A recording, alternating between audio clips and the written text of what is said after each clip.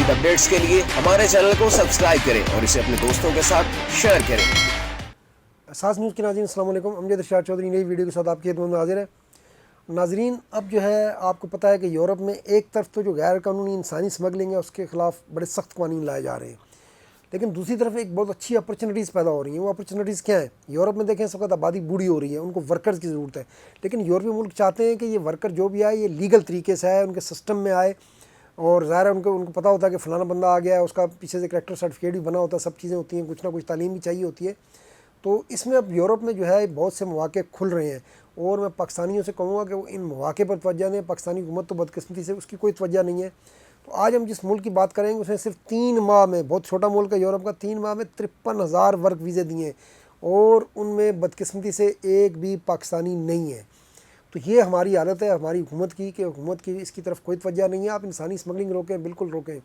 कश्तियों में पाकिस्तानी डूब के मर रहे हैं, उनके ख़ानदानों के साथ क्या होता है ये सब देख कर बहुत अफसोस होता है, लेकिन आप जो लीगल तरीके हैं वो तो खोलें ना, और फिर निजी शोबे की भी हौसला अफजाई करें कि वो जो वर्क वीज़े इस वक्त यूरोप में खुल रहे हैं उनकी सफारतखाना मदद करे, वजारत ख़ारजा मदद करे, लेकिन यहाँ पर किसी को इसकी कोई परवाह नहीं है। सबकी अपनी दाल रोटी नज़र है। दाल रोटी पे तो नहीं, खैर वो दाल रोटी तो नहीं खाते, दाल रोटी तो आम पाकिस्तानी खा रहा है या उसके लिए मुश्किल का शिकार है, वो तो मुर्ग़ मुसल्लम खाते हैं, तो उनके अपने मुर्ग़ मुसल्लम पर नज़र है।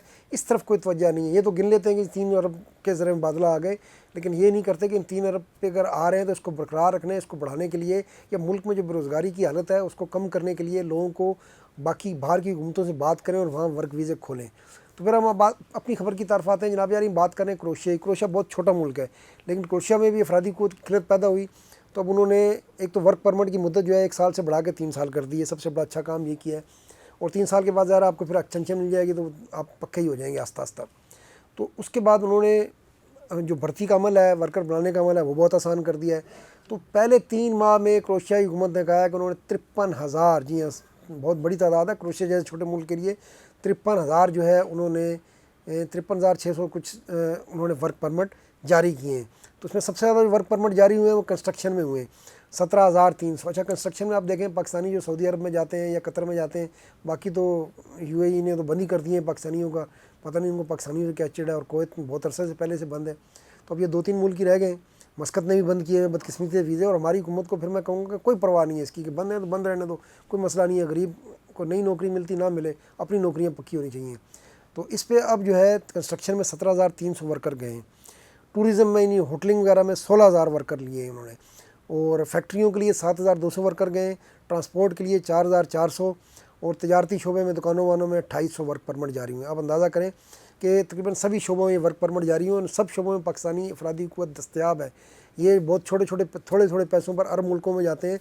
अगर यही पाकिस्तानी हुकूमत इन मुल्कों पे अगर तवज्जो दे, क्रोएशिया पे और बाकी पे, और मैं निजी शोबे को कहूँगा कि वो भी तवज्जो दें, हुकूमत पे ज़्यादा ना रहें, क्योंकि हुकूमत ने कुछ नहीं करना, तो वो भी इन मुल्कों में जो पाकिस्तानी यूरोप में सेटल हैं वो वहाँ जाएँ। ज़्यादा क्रोएशिया वगैरह में पाकिस्तानी कम है, लेकिन जो सेटल पाकिस्तानी है वहाँ जाके पाकिस्तानियों के लिए वर्क वीज़े खोल सकते हैं, इससे उनके लिए भी आमदनी का रास्ता खुलेगा। तो अब जो है कौन कौन से मुल्कों के लोग आए देखें। पाकिस्तानी तो हमने बताया कि 0 आया है, सबसे ज़्यादा जो आए 12,000 नेपाली आए। अब अंदाज़ा करें, नेपाल छोटा सा मुल्क है, लेकिन वहाँ की हुकूमत की दिलचस्पी है ना, तो 12,000, 53,000 में सबसे ज़्यादा 12,000 नेपाली आ गए हैं। उसके बाद जनाब अली फ़िलिपाइन के लोग तकरीबन 9,950, तकरीबन 10,000 ये हो गए, फ़िलिपाइनी हो गए। तो फ़िलिपाइन की हुकूमत भी इस बात पर बहुत तवज्जो देती है कि उनका ज़्यादा से ज़्यादा वर्कर बाहर जाए। उसके बाद जनाब अली बोस्निया के लोग हैं 9,400, और फिर हमारे पड़ोसी इंडिया के 5,550। अब देखें, अब पाकिस्तानी पूरे साल कश्तियों में धक्के खा के रुल के कितने मर जाते हैं, वो इतने यूरोप में नहीं पहुंच सकते, पूरे यूरोप की बात कर रहा हूँ, और गैर कानूनी तरीके से आते हैं, फिर अलग से मसाइल का सामना करते हैं।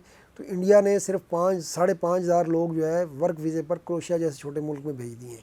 तो ये हासिल करने का काम, लेकिन तो किस्मत से ना तो पाकिस्तानी हुकूमत इसकी तरफ तवज्जो ना कुछ है। लेकिन मैं फिर कहूँगा कि यूरोप में जो पाकिस्तानी पुराने सेटल हैं वो इसकी तरफ तवज्जो दें, और जिस तरह बरतानिया से वर्क वीज़े निकाले लोगों ने और अपने रिश्तेदारों को, अजीज़ों को बुलाया, तो ये क्रोएशिया जैसे मुल्क और भी जो मुल्क जो है वो निकाल रहे हैं वर्क वीज़े, उनके ऊपर थोड़ी तवज्जो दी जाए, और पाकिस्तान को ताकि 0 ना हो, थोड़ा सा स्कोर तो बनाएं।